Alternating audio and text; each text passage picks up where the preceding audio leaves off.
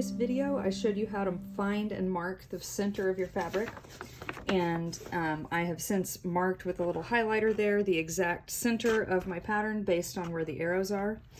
And now I'm going to show you how to add some guidelines to your fabric so you can start wherever you want on the chart and jump around without having to worry about counting, or at least counting a large distance.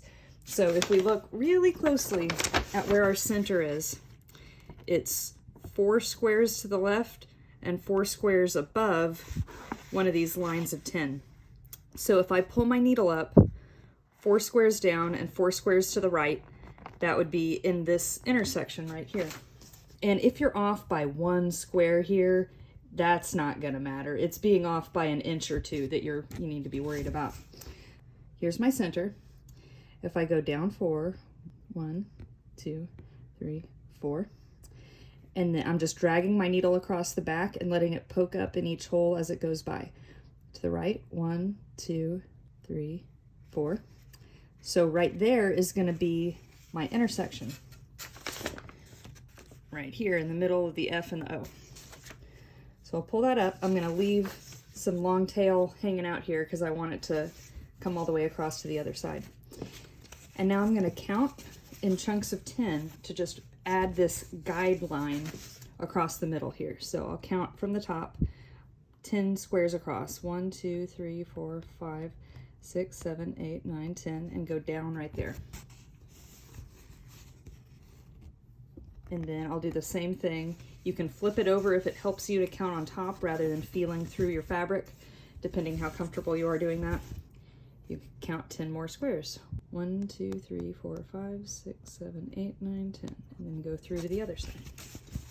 And what you're doing here is effectively creating this grid that's on your pattern. And you don't have to do every line. What I do is just go across the middle with 1, up and down with 1, and then around the outside border of it with 4 more little strings. And that's enough of a frame of reference that I can count in and up and down in any quadrant, and that's good enough for me. If your pattern is super huge, you might want to add more lines than that, or if you're new to counting and you'd rather not have more than 10 stitches to ever count, you could add one of these guidelines every 10 squares and make a full grid. And I don't tie them down, I just leave them loose on the back, and that way after I've stitched that area, I can just pull this little string out and it's as if it was never there. I don't like using the disappearing or the water fade pins because sometimes those can come back in cold temperatures. So I'd rather just not ever write on my fabric and just use thread to mark it and then pull it out as soon as I'm done. 5, 6, 7, 8, 9, 10. And so this takes a few minutes of prep, but it's not too bad. And once you get all the way across, then count how many over. So from this point we did right there, we'll go over 10, 10 more, 10 more. So I have 1, 2, 3 more of these to do, and I'll be at the outside of my pattern. And so you just kind of make your grid match the number of groups of 10 as your pattern has, and then you're ready to go. And then you have extra confidence that your whole pattern will fit inside your fabric with the amount of border you want, because you'll have the whole square outlined of where you want it to be. It doesn't matter what color thread you use to make your guidelines. I usually like to use something bright or something that's going to contrast with the colors in my pattern, just so they easily stick out and I can easily remove them later.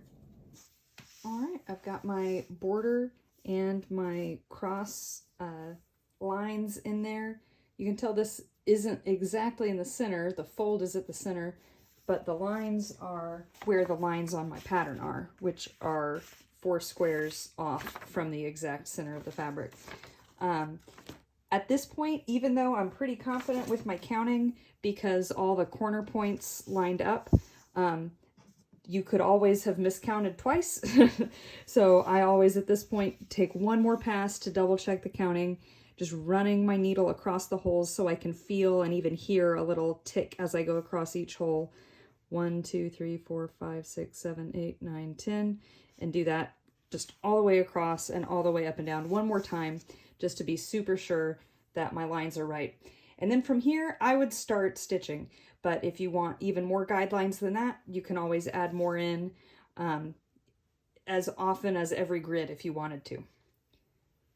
From here, my next steps would be pulling out these pins that I use to find the center. I'm going to go ahead and iron this. I might get it a little bit wet just to help shake those folds out even more. I don't want to get it completely soaked yet because I actually like to have a little bit of starch in there to keep it a little bit stiffer while I work. But if you just get a little damp cloth to kind of help press it and get those wrinkles out, I just appreciate not having to look at those wrinkles while I'm working on my piece. So next we'll hoop this up and get started.